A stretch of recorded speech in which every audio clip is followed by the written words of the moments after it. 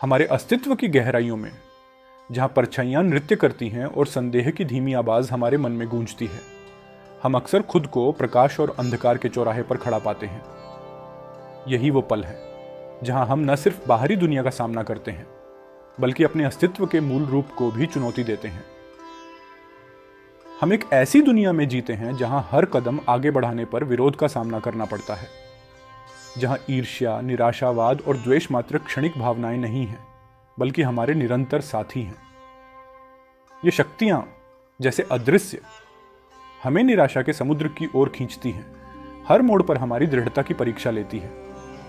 लेकिन हम में से हर एक के भीतर एक शक्ति मौजूद है, एक अटूट बल जो जागृत होने पर हमारी आत्मा के सबसे अंधेरे कोनों को प्रकाशित कर सकता है।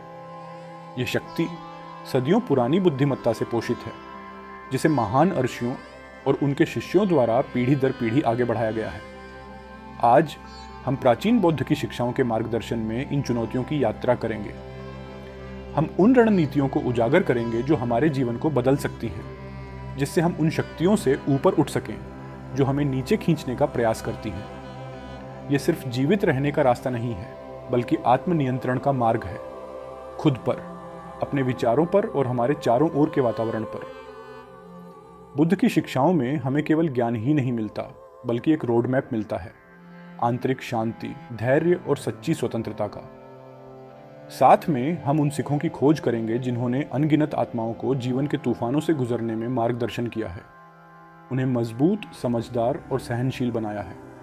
तो मेरे साथ जुड़े, क्योंकि हम सच्ची शक्ति के सार को खोजते हैं और उन परछाइयों का सामना करते हैं जो हमें बांधने की कोशिश करती हैं और अपने भीतर की रोशनी को जगाते हैं। प्राचीन बौद्ध दर्शन के विचारक की दृष्टि से देखा जाए तो हमारी यात्रा इस संसार में सरल नहीं है। हर कदम पर कठिनाइयां हैं और हर कठिनाई के साथ हमारी आत्मा को परखने वाले लोग मिलते हैं। लेकिन यह कठिनाइयां और ये लोग हमारे लिए बाधाएं नहीं, बल्कि अवसर हैं। अवसर अपने भीतर की ताकत को पहचानने के, अपने आत्म संयम और धैर्य को मजबूत करने के। आज हम उन लोगों की बात करेंगे जिनसे हमें सावधान रहना चाहिए और उन तरीकों की चर्चा करेंगे जो हमें बौद्ध दर्शन में सिखाए गए हैं, ताकि हम इन लोगों के साथ निपटने में सक्षम हो सकें।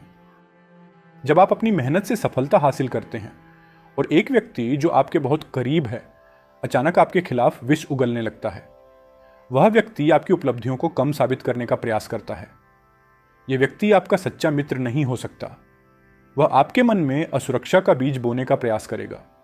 ये लोग सामान्यतः असंतुष्ट और आलोचनात्मक होते हैं। उनके भीतर एक गहरी असंतोष की भावना होती है, जो दूसरों की खुशी और सफलता से जलती रहती है। वे अक्सर दूसरों की उपलब्धियों का मजाक उड़ाते हैं और उनकी गलतियों को बढ़ा चढ़ाकर पेश करते हैं।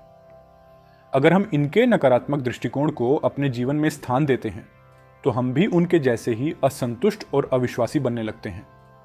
ये हमारे आत्मविश्वास को कमजोर कर सकता है और हमें अपनी सही राह से भटका सकता है। गौतम बुद्ध ने सिखाया है कि ईर्ष्या का जवाब केवल करुणा और धैर्य से दिया जा सकता है।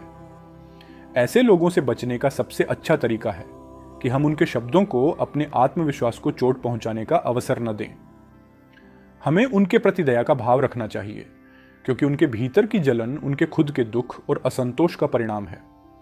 ध्यान और आत्मनिरीक्षण हमें इस प्रकार के नकारात्मक प्रभाव से बचा सकते हैं। ध्यान देने वाली बात यह है कि बोधि धर्म के अनुसार ईर्ष्या अग्नि की तरह है। यदि इसे हवा दी जाए तो यह फैल जाती है, यदि इसे हवा नहीं दी जाए तो यह बुझ जाती है। आप एक नई परियोजना की शुरुआत करते हैं और एक व्यक्ति तुरंत आपको याद दिलाता है कि यह कितना कठिन होगा और संभावना है कि आप असफल हो जाएंगे। वह व्यक्ति अपने चारों ओर केवल नकारात्मकता फैलाता है और आपके सपनों को आपसे दूर कर देता है। ये लोग हर स्थिति में केवल अंधकार और असफलता देखते हैं। उनके विचार नकारात्मक होते हैं और वे हमेशा भविष्य के प्रति भयभीत रहते हैं।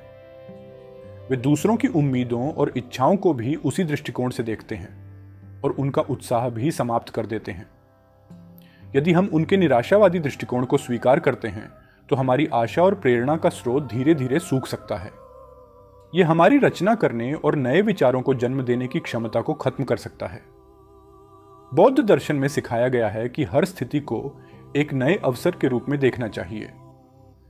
निराशाजनक लोगों के साथ हमारे संबंधों में हमें धैर्य रखना चाहिए और उनके नकारात्मक विचारों को अपने भीतर नहीं आने देना चाहिए। हमें अपने मन को ध्यान तथा समस्याओं के हल करने की मन की क्षमता के माध्यम से स्थिर करना चाहिए, ताकि हम हर चुनौती में नई संभावनाएं देख सकें। ध्यान देने वाली बात यह है कि नागार्जुन के अनुसार निराशा का सबसे बड़ा दुश्मन आशा है। आशा की छोटी सी किरण भी अंधकार के बड़े से बड़े बादलों को चीर सकती है। एक व्यक्ति जो आपको जानबूझकर अपमानित करता है और आपके सम्मान को ठेस पहुंचाने का प्रयास करता है तथा उसके कार्य हमेशा आपके खिलाफ होते हैं, और बाद में वही व्यक्ति आपके साथ आपके मित्र होने का दिखावा करता प्रतीत होता है। द्वेषपूर्ण लोग अर्थात नफरत करने वाले लोग अक्सर शांत और संयमित दिखाई देते हैं, लेकिन उनके विचार और कार्य दूसरों को हानि पहुंचाने के उद्देश्य से होते हैं।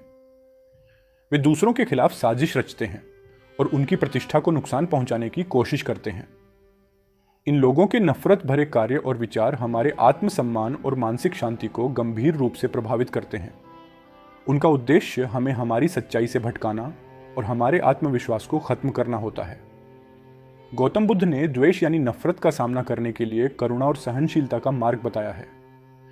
हमें अपने भीतर के क्रोध को शांत करना होगा और ऐसे लोगों के प्रति दया का भाव रखना होगा।